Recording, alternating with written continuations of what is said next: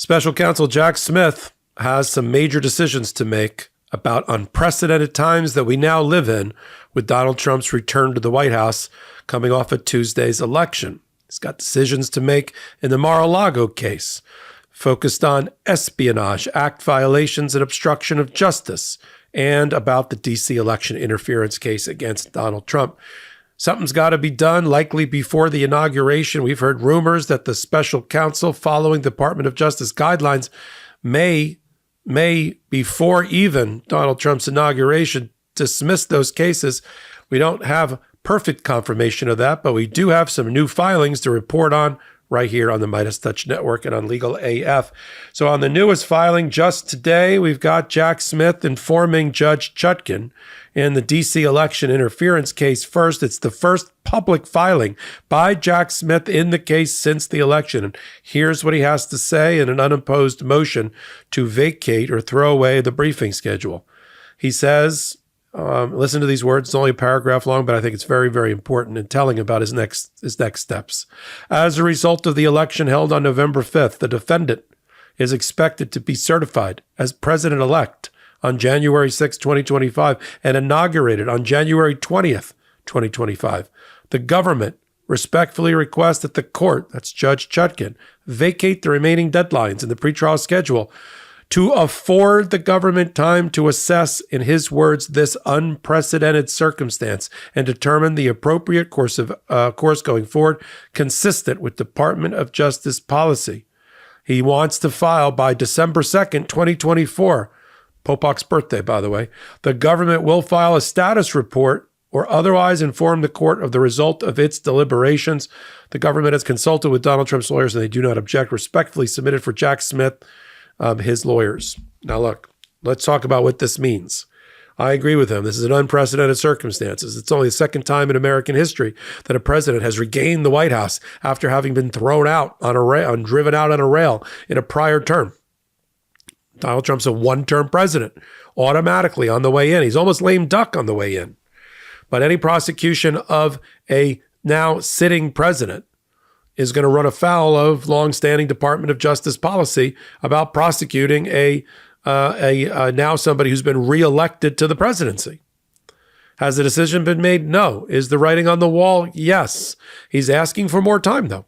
He's asking for about 3 weeks to report back just after Thanksgiving and after he watches, I'm sure, what happens on the 16th of November.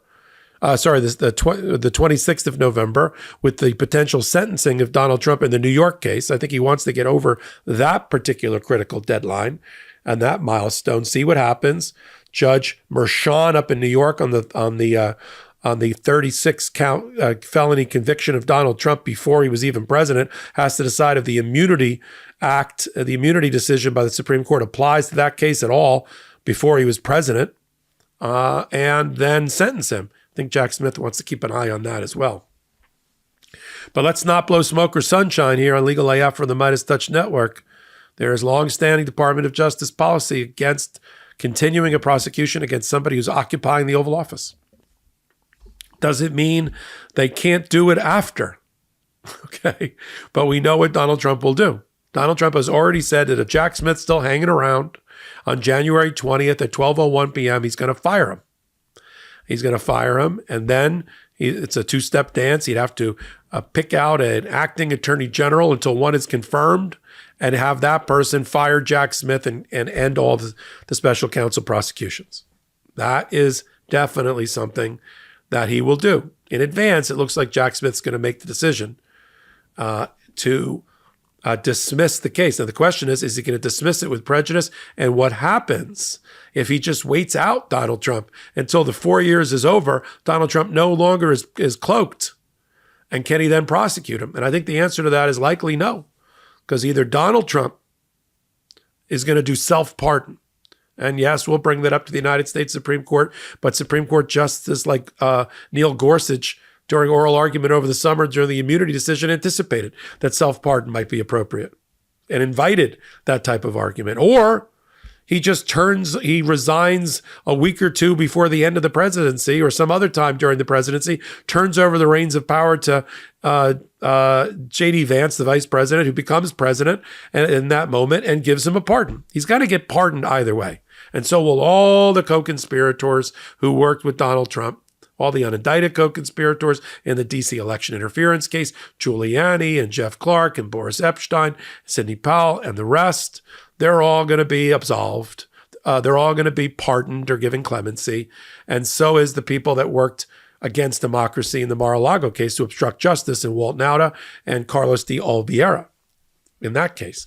So there's not going to be a case left to continue to prosecute in the future because of the pardon power. And watch Donald Trump do that two-step.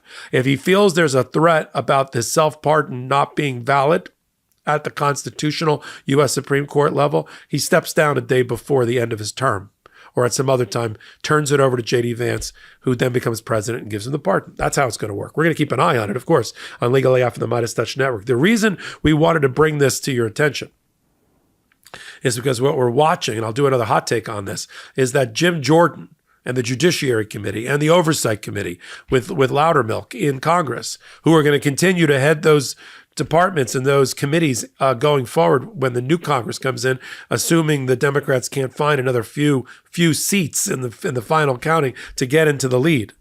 If they are in the lead, and these people are still heading it, Jim Jordan and Loudermilk and the rest, they've already put Jack Smith, the Department of Justice, on notice that they want all of his files and all of his records preserved. So do I, by the way. I mean, it's one place I can get behind a MAGA agenda. I think everything that's in the special counsel's hands that hasn't already been made public should be made public, right? Should be released. Now, it's not going to be released. Let's just call it for what it is here. Let's call it out. Jim Jordan is not going to release to the American public and put it on a website and that we can all link to and go take a look and rummage through it. He's going to cherry pick things here and there, and he's going to release those. And the minority on these committees is going to have to fight to get a hold of the records and release the rest. Let's leave it to Jamie Raskin to do his own minority report and use this information. This could well backfire. I'm going to talk about it in more detail in another hot take here on the Midas Touch Network. But I don't think telling Jack Smith, keep your files intact is necessarily a bad thing for the Democrats, even in a minority position. There's a way to use it and make it available. There's a way to obtain it. Here's my argument. I think everybody is entitled to it. I think everybody under a public records request and a media request is entitled to this if the case gets permanently dismissed and Donald Trump is pardoned and the rest are pardoned. Then there's no threat of ongoing litigation. There's no threat of ongoing prosecution. And I think it becomes matter of public record that we should be able to demand under a Freedom of Information Act request or under the minority of the Congress releasing it. We're going to continue to follow that and the next steps for Jack Smith. But let me just short circuit it here. Jack Smith's going to report back on the 2nd of December to the judge and the judges of the 11th Circuit. He'll be filing there any minute, telling the 11th Circuit, hold off on the briefing, hold off on oral argument on the Mar-a-Lago case. We got bigger fish to fry. We got bigger consequences, historical, unprecedented consequences that we need to evaluate. We're thoughtful. We're sober in our decision-making. We're going to get a team together at the Department of Justice. We're going to make a right decision for history and into the future. And that's what they're going to do. But at the end, not to be a spoiler, they're going to come back and they're going to have to dismiss these cases in advance. And if they don't, and they just decide they're going to go to the firing squad, then we know that day one, minute one of his presidency, Donald Trump is going to fire Jack Smith, go after the Department of Justice, and absolve everybody of their guilt and their responsibility here, criminal liability, including potentially himself. I will follow it all closely. Have to. That's what we have to do now as the rebel alliance against the empire.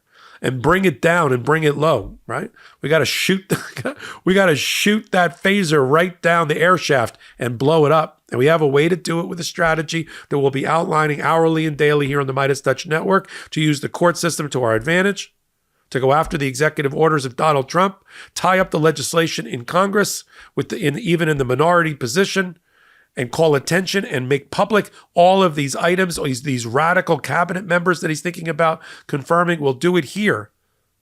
And you'll need this information. So join us. Hit the free subscribe button for the Midas Touch Network. Do the same on Legal AF's YouTube channel that we do in collaboration with the Midas Touch Network. And until my next contribution, which should be in about another half an hour, I'm Michael Popak, and I'm reporting.